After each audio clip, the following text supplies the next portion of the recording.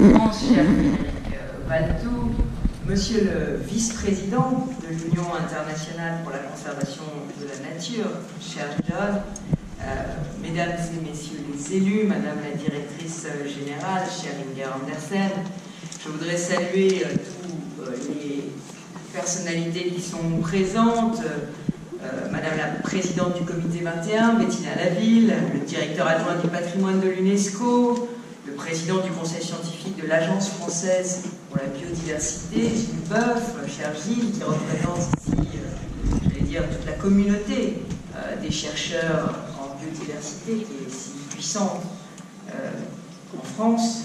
Je voudrais saluer le président du groupe consultatif technique du Fonds pour l'environnement mondial, le directeur de l'unité site du Centre international d'études pour la conservation et la restauration des biens culturels et la directrice générale du Conseil international des monuments et sites. Mesdames et messieurs, chers amis. Alors d'abord, je voudrais vous dire que je suis vraiment très heureuse et très honorée de vous accueillir ici, dans ce site classé au patrimoine mondial de l'UNESCO, site fantastique et fabuleux de Fontainebleau, qui jouxte une forêt d'exception. Vous ne pouviez pas mieux choisir le lieu de votre anniversaire. Alors, comme je l'ai dit à John, 70 ans, mais forever young, l'UICN, parce que son message et son rôle sont encore plus cruciaux aujourd'hui dans la société dans laquelle nous vivons. Charles Péguy disait, je cite, « Le futur n'est pas seulement du passé au plus tard, parce que le temps qui passe ne change pas seulement le calendrier, il change la nature. » Alors voilà notre peur. Voilà le risque que nous encourons aujourd'hui, que notre futur ne ressemble pas à ce que nous avons connu et aimé, et que la beauté de la planète, ses paysages, ses forêts, soient finalement à l'avenir menacés. Alors, plus profondément, nous risquons qu'il n'y ait plus de futur, plus de vie, plus de nature. Et ce risque est aujourd'hui plus présent que jamais. Plus que jamais, la protection des espèces et la promotion active de la biodiversité doivent figurer comme des priorités absolues de nos agendas, de l'agenda des gouvernements. Et c'est l'occasion de vous dire, comme je l'ai déjà dit, à quel point je suis attristée du départ du gouvernement français de Nicolas Hulot, notre ministre de l'Environnement, qui est aussi un fervent défenseur de la biodiversité et de l'écologie. Mais j'espère que le gouvernement saura néanmoins se montrer à la hauteur, comme il l'a dit et réaffirmé depuis un an, de tous les défis qui nous attendent, que ce soit le défi climatique, le défi environnemental ou le défi de la biodiversité. En juin dernier, l'Observatoire national de la biodiversité publiait son bilan annuel sous un titre très préoccupant. « Menace sur le vivant quand la nature ne peut plus suivre ». Alors, si la nature ne peut plus suivre, si nous sommes en train de l'épuiser, il faut réagir. Et c'est un sujet qui me préoccupe depuis longtemps. En effet, il y a 10 ans, j'étais ministre de l'Enseignement supérieur et de la Recherche ici en France, et j'avais été alertée à l'époque par Hubert Reeves, grande voix de l'écologie, sur la 6e vague d'extinction des espèces qui avait commencé. Et en tant que ministre, je suis alors allée en Malaisie, à Putrajaya, c'était en 2008, avec Laurence Toubiana, qui est aujourd'hui notre ambassadrice pour le climat. Et je suis allée en Malaisie pour que la France participe à porter sur les fonds baptismaux un jet de la biodiversité. C'était un monument historique qui témoignait il y a 10 ans déjà de notre volonté d'agir pour la planète. Un moment dans le prolongement de l'initiative de Jacques Chirac qui avait lancé à Paris en 2005 le premier réseau mondial d'expertise sur la biodiversité. Après cette conférence historique, nous avons ressenti le besoin de mettre en place ce mécanisme international inédit, cette conférence de consensus scientifique, pour être enfin à la hauteur de nos responsabilités communes. Ce fut l'initiative IMOCEB qui n'a cessé de mûrir depuis sur tous les continents. la création de la plateforme intergouvernementale scientifique et politique, j'insiste, scientifique et politique, sur la biodiversité et les services écosystémiques, l'IPBS, fut un témoignage de notre détermination. Ce fut aussi la première étape d'un plan d'action mondial pour mettre un terme à la triste litanie des espèces en voie de disparition. En effet, jamais, dans la courte histoire de notre planète, il n'y eut de menace plus brûlante que celle qui pèse à présent sur nous. Jamais nous n'avons eu de meilleures raisons d'agir ensemble au nom de l'intérêt commun de l'humanité.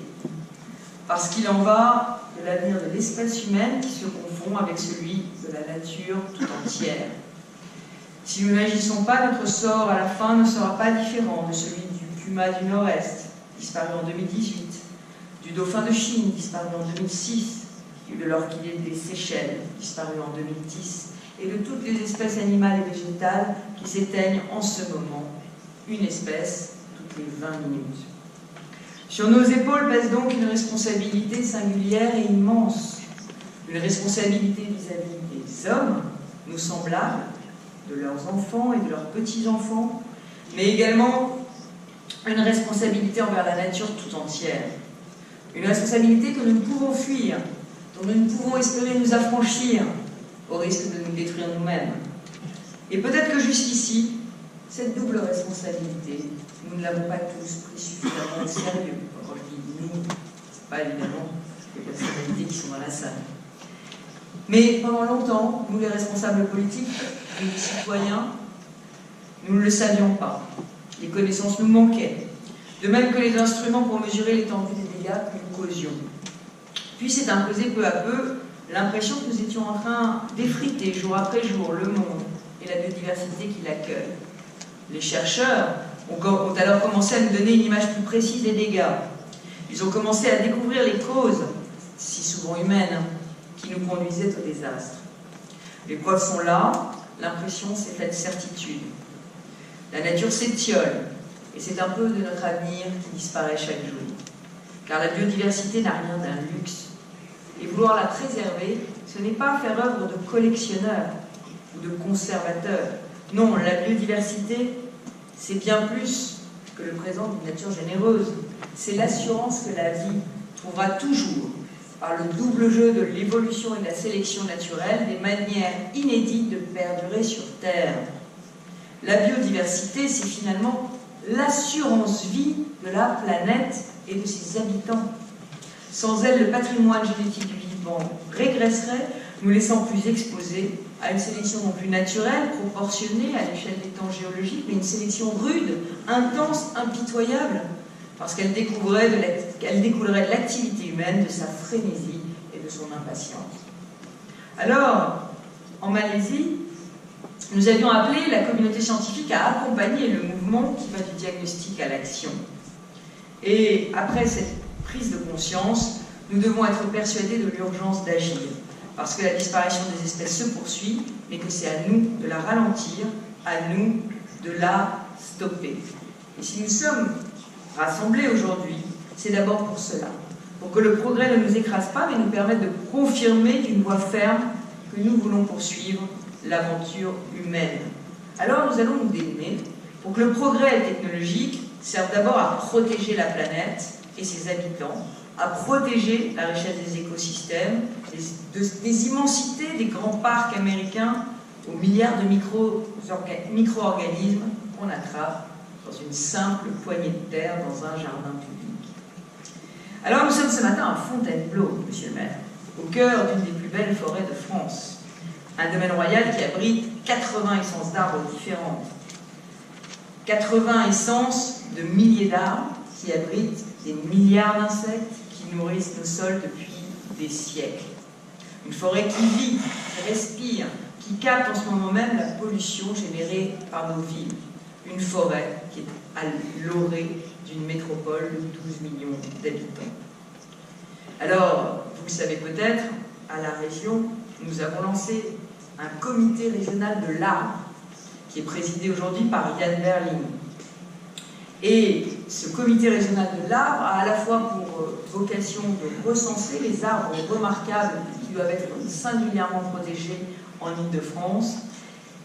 Et une première réunion se tiendra le 2 octobre pour labelliser les premiers arbres remarquables de la région. Mais il a aussi pour vocation, ce comité régional de l'arbre, de travailler à ce que nous avons appelé le plan vert. Je vais vous en reparler. Il se trouve que j'ai lu cet été, avec un peu de retard, parce que vous savez, les hommes et les femmes politiques lisent plutôt pendant leurs vacances que pendant l'année. J'ai lu La vie secrète des arbres, le best-seller de Peter Wohlenben. Et j'en ai retenu cette équation. Plus il y a d'espèces différentes dans un lieu, moins le risque est grand que l'une d'entre elles n'étouffe les autres. En d'autres termes, la biodiversité protège la vie. Et sa richesse protège la vie. Et la diversité de la vie. Je n'ai pas encore lu le journal intime de l'arbre, et Didier Van Kovlar me le pardonnera, mais j'ai vraiment l'intention de m'y plonger aussi. Il faudrait que j'ai le double de temps de vacances. Mais tous ces livres nous donnent à voir la vie de la faune et de la flore sous l'angle vraiment de leur richesse et de tout ce qu'elles peuvent nous apporter. Alors ici à Fontainebleau, au cœur d'un des poumons de l'Île-de-France, je viens vous confirmer que la biodiversité sera au cœur des priorités de la région Île-de-France. Et nous ne nous contentons pas de déclarations d'amour, nous allons donner aussi quelques preuves d'amour. Et ces preuves d'amour, nous avons commencé à les donner en créant, au printemps, la première agence régionale de la biodiversité de France. Et nous avons pris cette décision en même temps que nous adoptions, je l'ai dit, le plan vert pour la végétalisation de la région. La région Île-de-France, région capitale, région métropole, 12 millions d'habitants, région très urbaine, a, pendant des décennies, détruit des centaines d'hectares par an. Détruit des centaines d'hectares d'espaces naturels, imperméabilisé les sols, et nous voulons aujourd'hui aller vraiment complètement à rebours de ce mouvement, faire un virage à 180 degrés en redevenant d'ici 2022 producteur net d'espaces verts dans la région. Producteur net, ça nous impose de désimperméabiliser les sols, ça nous impose de protéger les espaces naturels et agricoles. C'est un vrai défi pour une région métropole qui ne cesse de croître et de rayonner économiquement et d'accueillir des nouveaux habitants. Alors ce plan vert est évidemment complètement lié à la création de l'Agence régionale de la biodiversité. Et on pense que le sujet de la préservation des espaces verts en Île-de-France n'est pas un sujet, mais je rappelle qu'on a quand même 30% d'espaces agricoles et 20% de forêts en Île-de-France. Et nous avons aussi nos problématiques d'extinction des espèces. En Île-de-France, la tourterelle des bois est menacée d'extinction. En 10 ans, sa population a été réduite des 3/4. Pourtant, c'est un oiseau dont le roucoulement nous est tellement familier. L'Agence régionale de la biodiversité est donc aujourd'hui notre bras armé pour poursuivre la reconquête de la biodiversité en Île-de-France, mais évidemment, et c'est le cœur de la mission de l'UICN, quand il s'agit de préserver et reconquérir les richesses naturelles de notre territoire, les gouvernements locaux ne peuvent pas agir seuls. Il nous faut que tous les acteurs s'engagent à nos côtés. Il y a l'État, et je suis sûre qu'il sera là, mais il y a aussi les partenaires privés, il y a aussi tout le tissu des ONG, il y a les citoyens qui doivent aussi se sentir mobilisés et concernés. Alors, mon mentor politique, Jacques Chirac, a lancé en 2002 un grand cri à Johannesburg, un grand cri d'alarme. Il disait « La maison brûle et nous regardons ailleurs ». Alors, c'est un grand appel que nous devons lancer à nouveau aujourd'hui, 70 ans après la création de l'UICN à Fontainebleau. Cet appel de Fontainebleau, monsieur le maire, en attendant le grand congrès qui nous réunira en 2020 à Marseille, cet appel que nous devons lancer aux États, aux entreprises, aux citoyens. Aucune volonté politique ne sera jamais assez forte si elle n'est pas relayée par chacun, qu'il s'agisse du climat, de la biodiversité, nous devons tous opérer le virage rapide et radical qui conditionne notre survie. Je vous remercie.